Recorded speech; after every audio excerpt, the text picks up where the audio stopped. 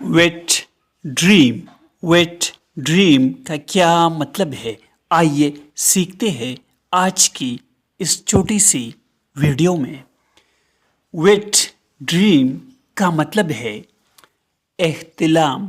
یہ ایک حالت ہے جس میں مرد یا عورت نیند کے دوران شہوت انگیز خواب دیکھنے کے نتیجے میں انزال یا جسمانی ترشحات کا سامنا کرتے ہیں.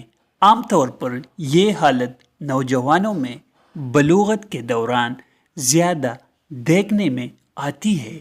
یہ ایک قدرتی اور عمومی جسمانی عمل ہے. For example, he had a wet dream last night. اس نے گزشتہ رات ایک گیلا خواب دیکھا. گیلا خواب انزال یا شہوت کا خواب دیکھا.